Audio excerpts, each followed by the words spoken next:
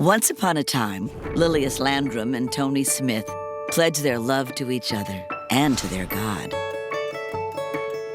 Y'all match made in heaven. She just lit up. I mean, just so happy. And Tone loved her dearly. But without warning, into this holy union steps pure evil. I just can't believe it. I just can't believe it. Blood is everywhere. I cringed. It was one of the most horrific crime scenes I've ever seen. For this couple, the honeymoon is over.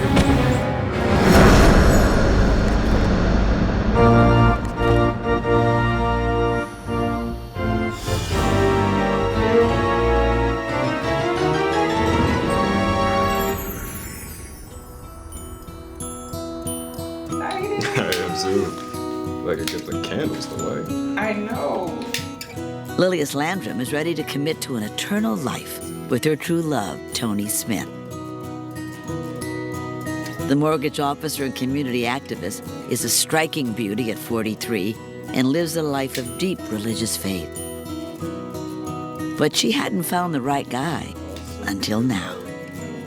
And though the 23-year-old music promoter is a much younger man, Lilius knows this is God's will. All that I have, I'm willing to give and willing to share. And this is what Lilius did. She was very, very pretty, and Tone loved her dearly. Tony is a former bad boy whose life is back on a righteous track, thanks to Lilius. He's now studying to be a minister. She was attracted to the fact that he had turned his life around and was now a good spiritual person. Tony was a positive influence in the community. Had a lot of love for a lot of people.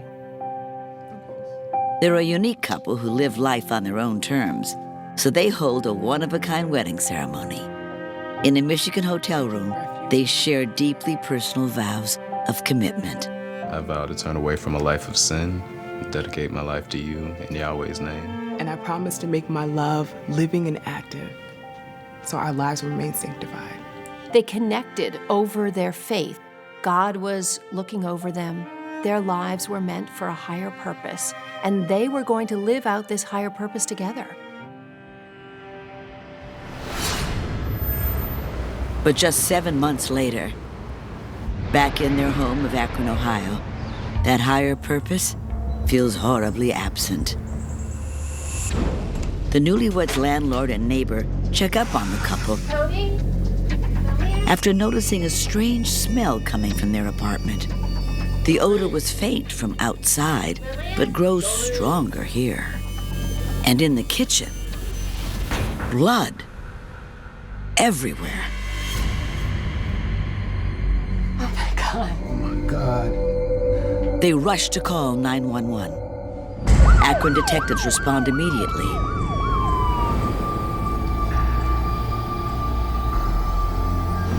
Clearly, someone's in grave danger or already dead. These drag marks with all this blood. Detectives follow the trail of blood down into a dark, shadowy basement. This is definitely where the pungent smell is coming from. And as we're going down the steps, you can actually see bloody footprints on the stairs.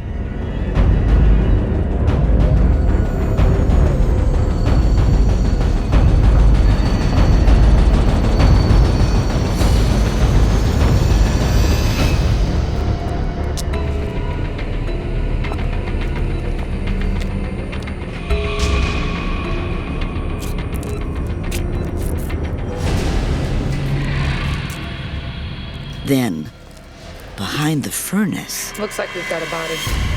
bathed in blood. Need crime scene to respond. As they move closer, they realize it's a woman.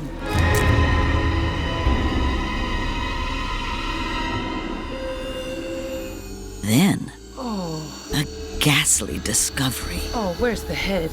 Then we noticed that she has no head. A headless body? Even the seasoned detectives are shocked and sickened. I couldn't move my eyes from the body because there's still blood all over her, and then there's blood where she would have been laying coming out of like the neck part. Could this be Lilius? My partner, he's looking around the room and he says, "Come over here and check this out." and I look down and her head is in a red bucket. It is Lilius, the beautiful, godly bride, mutilated in some act of unspeakable violence. I cringed. In 18 years of prosecuting cases, I've never seen anything so gruesome in my life. This must have been completely traumatic, even for the peace officers who are somewhat accustomed to seeing crime scenes. This crime scene went well beyond anger. This crime scene was filled with evil. It's such a horrifying end for someone so devout and generous. Lilius and her siblings grew up in Akron, Ohio, raised by a single mom. As a little girl, she was just happy all the time, happy.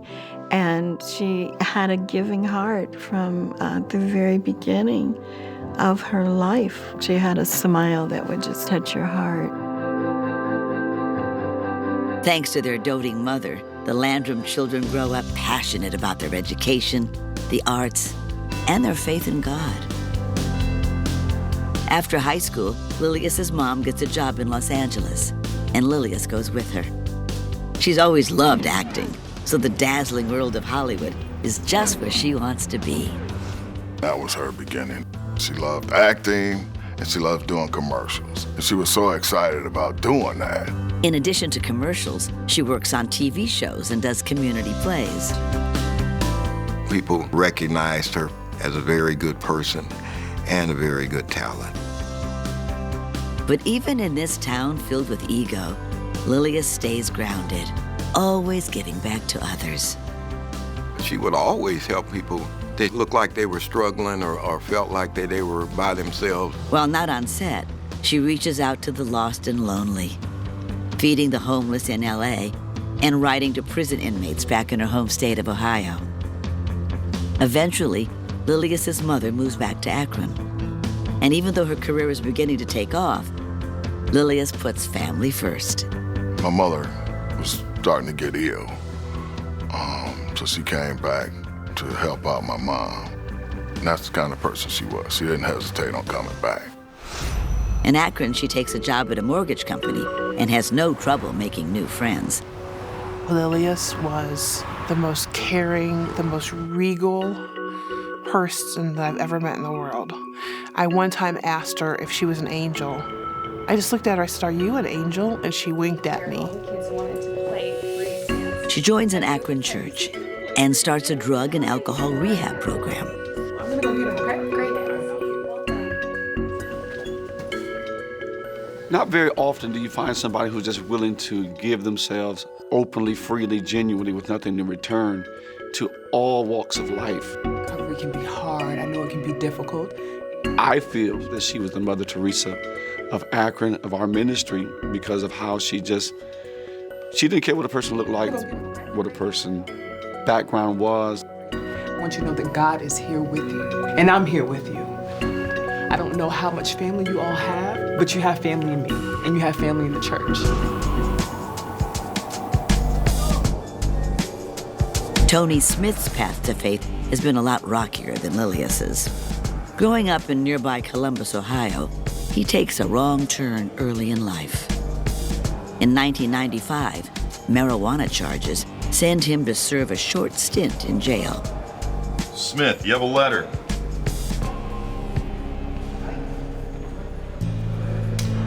While he's doing his time, a new religious pen pal, the divine Lilius, begins to heal his soul.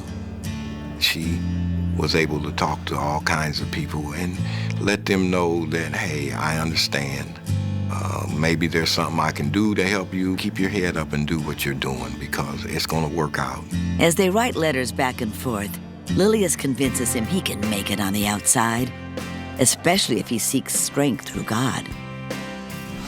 And when Tony finishes his jail sentence in Columbus, he moves to Akron to start over and devote his life to the Lord.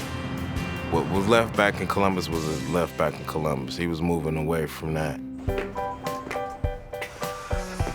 Tony also looks forward to meeting Lilius in person.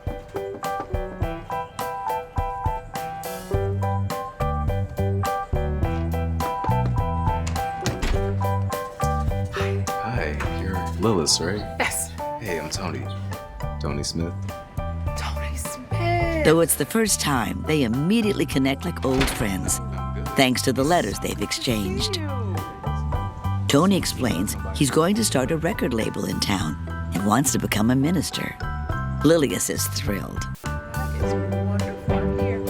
Despite their 20-year age difference, there's an instant attraction between them. Nothing better to a woman than to find a bad boy that seems to have gone good. Lilius believed in second chances. For Tony, Lilius represented stability. But Lilius has a live-in boyfriend, Max Taylor, also an ex-con she has helped. So who was that? Just a friend. So for the moment, she must settle for just friendship with Tony. But now, that deep connection between them has been severed forever. Lilius' sister is at home watching a television newscast when she hears the dreadful news.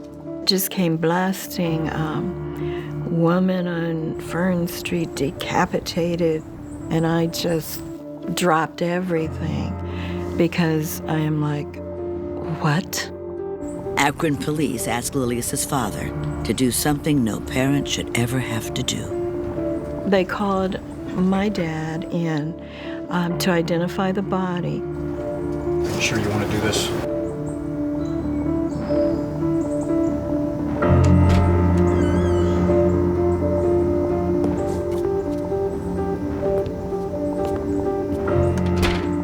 And he said that there was so much blood and the odor was so horrible. And he said her head was in this bucket and she's just looking up at me. And he said, Julius, every night before I go to sleep, the last thing that I see is her little eyes looking up at me like, Daddy, no one was here to help me.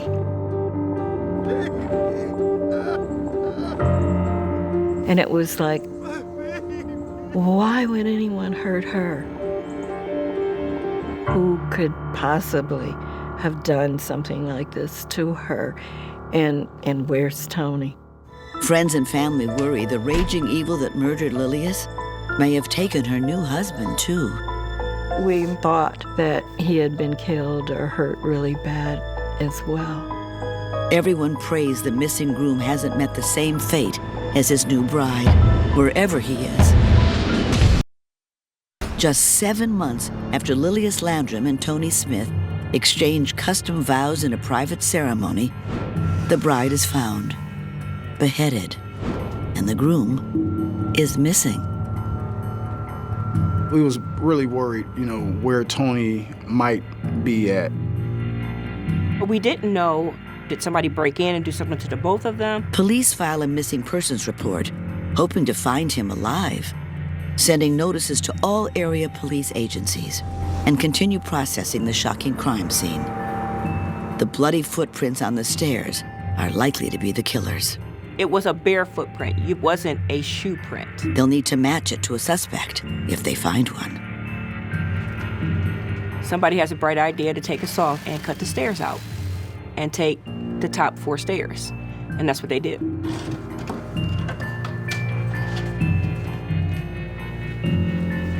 And what was used to commit the gruesome decapitation?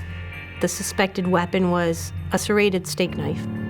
Everyday kitchen steak knife. Somebody took the time to make sure this woman suffered. I mean, you're not talking about using a machete with one swoop. But perhaps the most stomach-churning detail is that the bucket holding the head is filled with urine. The psychopath who did this had some other thing going on than just, I want you dead. It's, I want you desecrated. I want to completely disrespect your body. This is more than anger. This is evil. And I just didn't understand how you could do that. How could Lilius have been defiled in this horrifying way when she was always so sweet and full of life and happy with her man?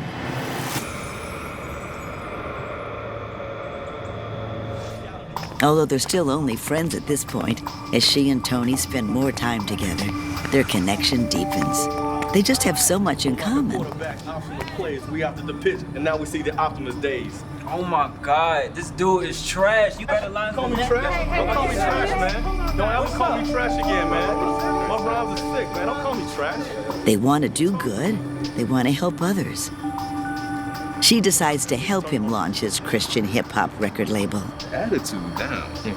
We got a label. Me and the lady over there, I'm starting a Christian rap label. Yeah? You good. I appreciate that. On the label. Yeah, I've been looking for somewhere to showcase my talents. I was in high school, man, and I needed a lot of help staying focused there, you know, young and wild. But if you want to do something, we are having a showcase.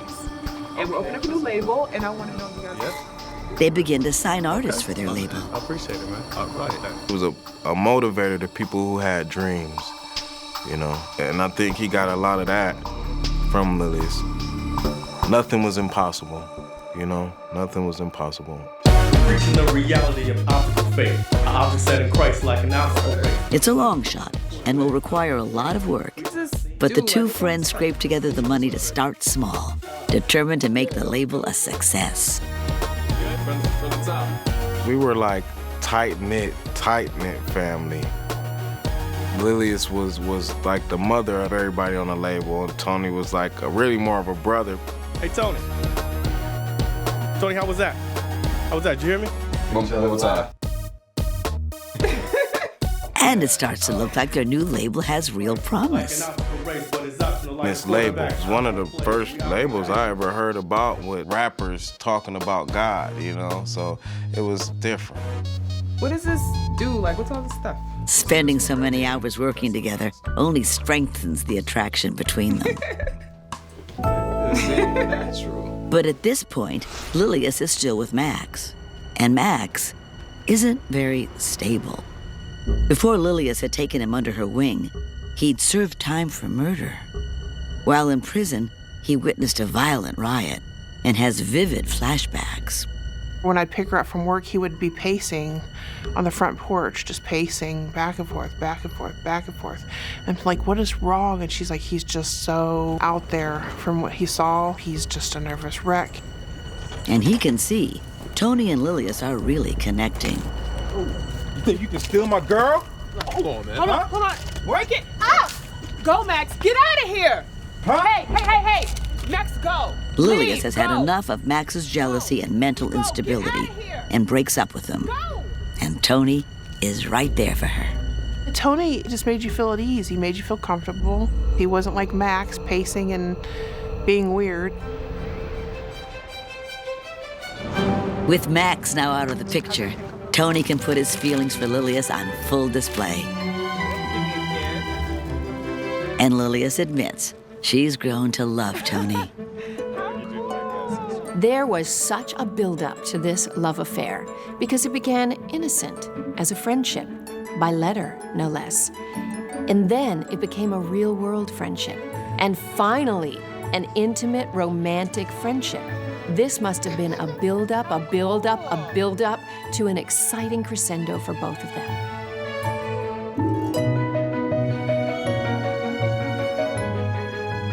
They clicked together. When they walked in the room, it was like beauty entered the room. It was like, wow, y'all look wonderful together. A match made in heaven. So I was thinking, we should probably try to go to church sometime. Yeah, for sure. All right, so you did good, man. Really good. Yes, man. Appreciate So we'll be in contact with you about the masters when they get done. After dating a few months, Tony moves into Lilius's apartment. They're inseparable and madly in love. true soulmates. Well, the session went well. Good. But there was one other thing that I felt like I needed to take care of. Then Tony tells her he wants them to be truly together, in God's eyes. God brought you in my life for a reason. She knows he's the perfect man for her, but she has one problem. A big one. I can't. Lilius was married a little bit after high school. But it was a difficult marriage, and she left him because he was abusive. Even though they split up almost 20 years before, they never got legally divorced. She never thought she'd want to get married again. Until now. Tony is stunned.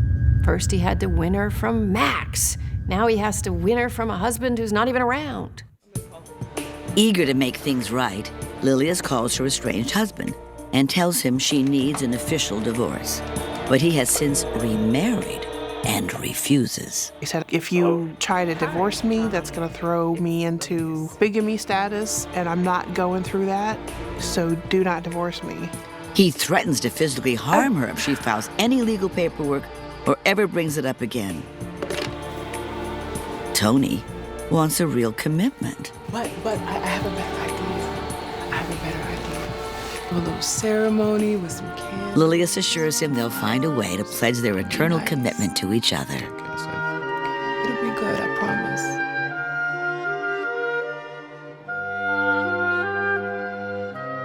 So where's my ring?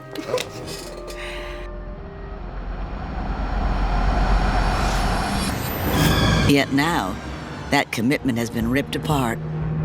But by whom? Police take a closer look at Lilius's ex-boyfriend, Max Taylor. They get a shocker when they learn he witnessed an inmate's decapitation during a prison riot. Somebody had get their head chopped off with an axe, and he had said seeing that was very exhilarating to him. When I found out that she was decapitated, I immediately thought of Max. Immediately, this man was obsessing over, seeing somebody decapitated. So hello, 2 and 2. And then here we are with Lilius's head being cut off. So yeah, we did want to talk to him about it. An angry ex with a record who gets excited by decapitation?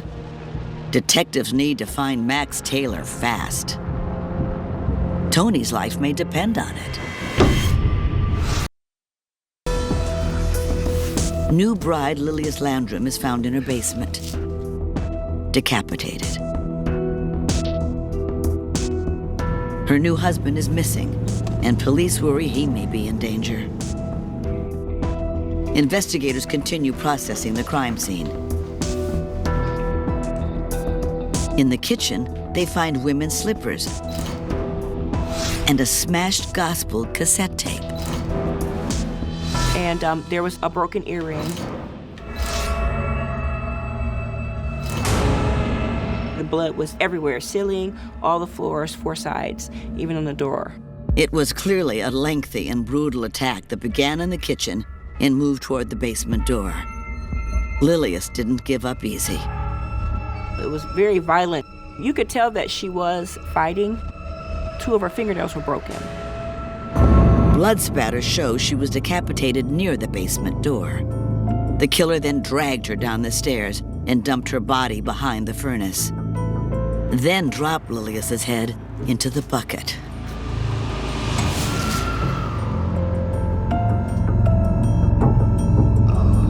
It's just mind-boggling. It doesn't make sense to imagine how this could happen to someone so pure and so innocent. A witness spotted a man fitting the description of Lilius's ex-boyfriend, Max Taylor, lurking around the neighborhood before the murder.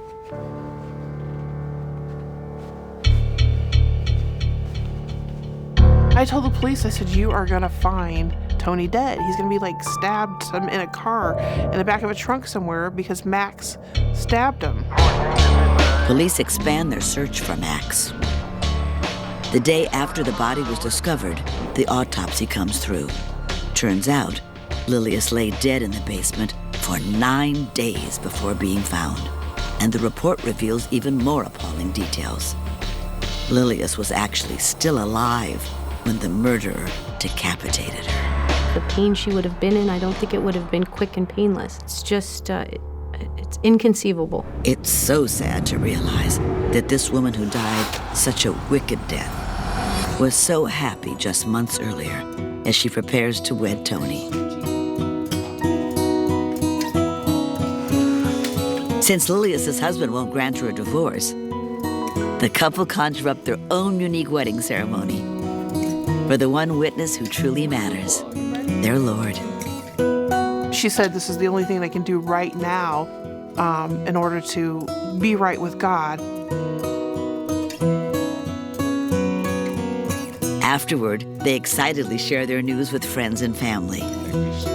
Lilius wrote me a letter, and she told me how happy she was and that you're not going to believe this, but I've married my Tony.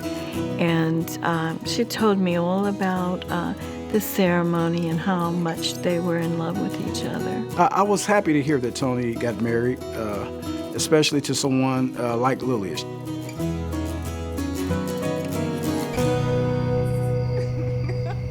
Everything is perfect.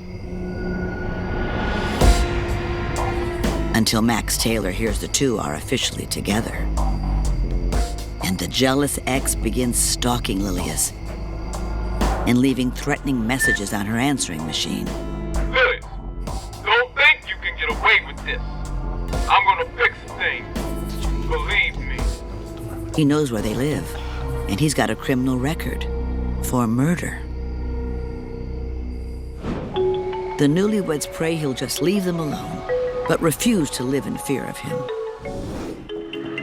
Now that they're in a committed union, they ask their pastor to bless their apartment. Lord, I want you to bless this loving couple. Bless this As he home. prays, Tony and Lilius begin an unusual chant. The pastor's startled. He can't really understand the words, but it doesn't sound like any traditional prayer. Tony didn't pray in the Christian way that our family would pray. And he'll quote some stuff, but then it was sort of like a mumbling thing. It wasn't like a straight up religious conversation. What is this?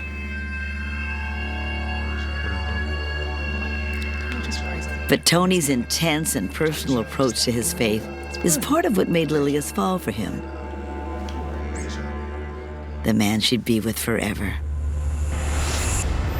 But that forever has now died with Lilius.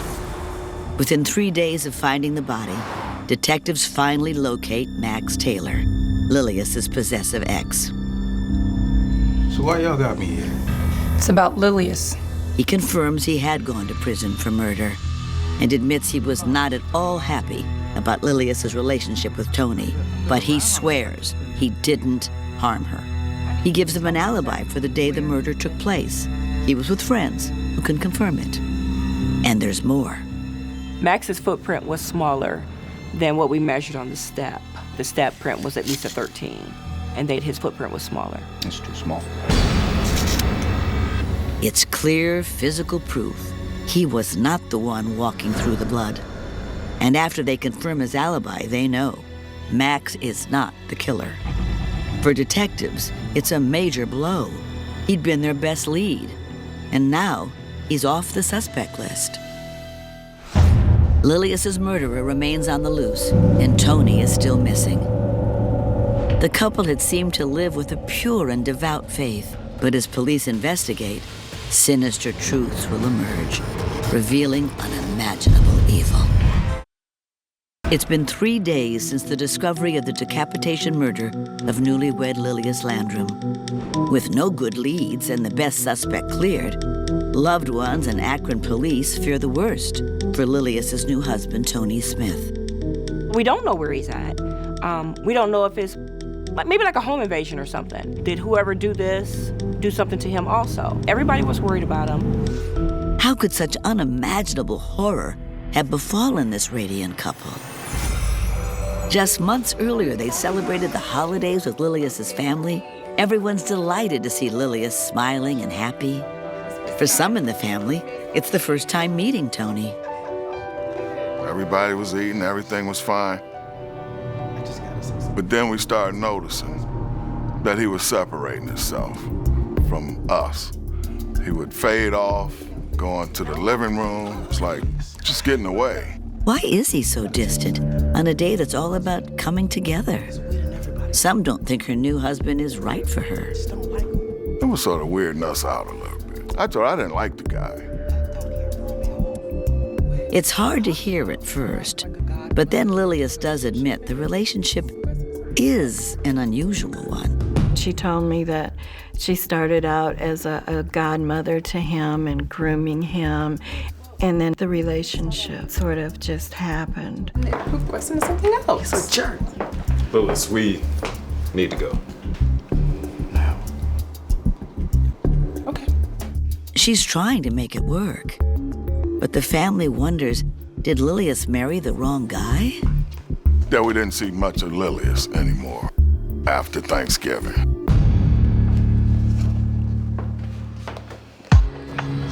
As the weeks pass, friends and family start to see glimpses that Tony is changing, for the worse. Any new couple has growing pains, but Tony seems angry all the time now. The neighbor upstairs, he heard them having fights and yelling. Friends notice he begins to order her around, demanding her total obedience.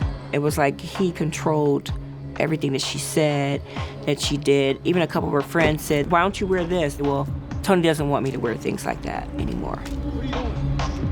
I just put my hat on. You can't wear that in there. Why It's not? disrespectful to Yahweh. Take it off. But I always wear my... Take the head off. Becoming subservient is sort of what spouses do to try to placate, to try to avoid anger, to try to keep everything okay. They let the person become in control because they think that'll be the way to avoid conflict.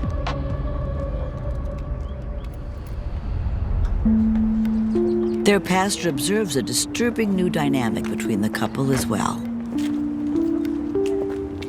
Lilius, Tony. He thought it was strange that whenever he asked them a question, she would never answer. She would always look at him to see if it was okay for her to answer, or he would answer for Lilius. Gonna catch you at a prayer service tomorrow night. In a shocking move, Tony announces he and Lilius will be leaving the flock. He says God has called them in a holier direction. Tony himself will be their minister. He is now ready to spread the real word as he has come to understand it. So we won't be returning to your church. Well, anytime a person leaves, you always feel a little bit shocked. So when Lilius left our ministry, I was kind of saddened because she made a great impact upon the people who were there. He pulled her away from her supportive community at her church, and she obeyed. She loved him. She was hoping that if she did everything he said, if she could just comply, that they could be happy again. Then, Lilius gets moved to part-time at work, and the record label doesn't turn a profit. Tony refuses to work elsewhere, leaving the couple financially at risk. Soon, their unpaid bills pile up. They can just barely afford food and rent, but little else. Their water had been turned off. That's what the bucket in the basement was all about. That was their bathroom because they had no running water. Lilius keeps their desperate situation to herself. She never would have let anyone know that she was having financial difficulties. The last time family members see Lilius alive, she's still putting up a brave face at a dinner at her mother's house. Despite their concerns about him, they try to make Tony feel at home. And they asked Tony to pray over the food. And he prayed so long and so crazily, they had to reheat the food. The mighty and all-powerful El Shaddai just loves and blesses all of his righteousness and hates the wicked with such a passion that we're just so... The tension is palpable. It's clear to everyone, Lilius has made a terrible mistake. Just come before you begging that you would protect us from the demons that would... And she now knows it too. She confides in her brother. She's decided to leave Tony. After dinner, she tells Tony she wants to stay the night at her mom's, but he convinces her to come home with him. 2 days later, my mother hadn't talked to her, and she talks to my mother every day. We were all worried. I went by their house and knocked on the door. There's no answer, and no one ever hears from Lilius again. During one of their last conversations, Lilius tells her friend Donna about a haunting feeling she had. She told me that she was gonna die, that she had a premonition that she was gonna die. She didn't say how, she didn't say why. No one knows why, yet. But as detectives continue their investigation, they find an alarming clue in Tony's journals. There was a lot of writings about religious things and about how to cast demons out. If your eye causes you to sin, cut it out. And then there was these ongoing comments of off with her head or off with the head. Off with the head. We were everyone in the family was totally shocked that he was writing these lyrics off with the head. Clearly, Tony's religious faith has taken a very dark and dangerous turn. His hateful words immediately move him from potential victim to crucial suspect. But where is he? Then, police in Whitehall, Ohio, 130 miles south of Akron, report that on March 26th, the day after the murder, but before the body was found, they chased a stolen SUV through the city. So after 40 minutes of a high-speed chase, the Whitehall Police Department were able to lay out stop sticks. The car ran off the road and hit a tree. Get out! The driver, Tony Smith. When they pulled him out the car, he actually tried to fight with the police, and the dog kind of chewed him up a little bit. Finally, the new groom is in custody. And the story he's about to tell will provide the most sickening twist of all. 4 days after Akron police find Lilius Landrum decapitated in her basement, her husband, Tony Smith, is transported back to Akron and brought to police headquarters. After he's arrested and he's in our custody, we actually roll his foot with like ink, just like a handprint, put it on paper. Lilius's murderer left a bloody footprint at the crime scene. It's a perfect match. Look at the picture. It clearly places him at the murder. Detectives tell him they know that he did it. They just want to know why. Tony puts his head down, and then he wants to try to explain about, well, she was the devil. She let the devil in her. And this is what I had to do to rid her of the devil, like he was doing her a favor by what he had done. The only way you kill a devil is you cut his head off. It's the final, awful betrayal of the woman who had loved him so selflessly. How can you compare Lilius to the devil? A person who had taken you in, ministered with you, shared with you, encouraged you, embraced, centered you around people who gave love, now all of a sudden switch and change. The two just doesn't go together. Is the devil's story just a ploy to seem crazy? Detectives think he really killed her because she was leaving him. After the confession, they have to tell the family that their beloved Lilius died by her own husband's hand. We were everyone in the family was totally shocked that he was capable of anything like this. I mean, who he portrayed himself to be was totally different from the monster that could have severed her head. We were flabbergasted. I hated that it was Tone. I hated that it was him that could commit, such a heinous crime. On April 15th, 1998, Akron prosecutors charged Tony Smith with aggravated murder, which potentially carries a life sentence. But he pleads insanity, and if he is declared insane, he might only have to spend a few years in a mental hospital. She was the devil. Prosecutors have him evaluated by mental health professionals. The evaluation came back that he was competent and he was not legally insane, meaning he knew the difference between right and wrong. Tony Smith is found competent to face the charges in court. But Lilius's family doesn't want to go through the anguish of a public trial. Because of, it was so graphic. And my mom was sort of ill already. And we prayed. We didn't want the trial. To avoid a trial, Tony Smith is offered and accepts a deal of 15 years to life in exchange for a guilty plea.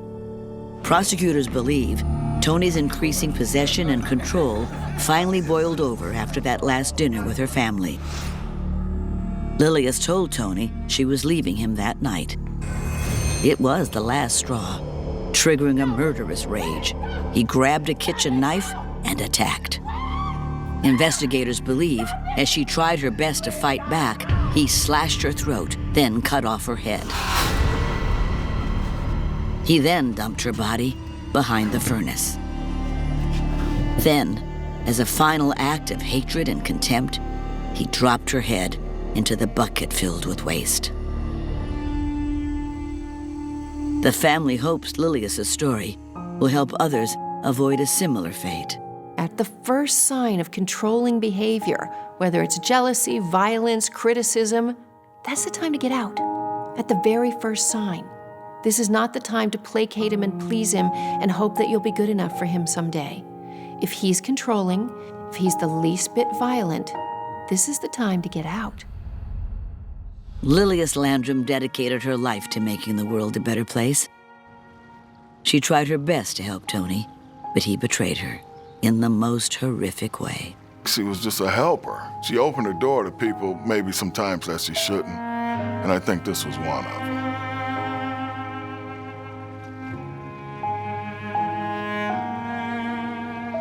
And this was too heavy for me. Somebody you really love, and we were real tight.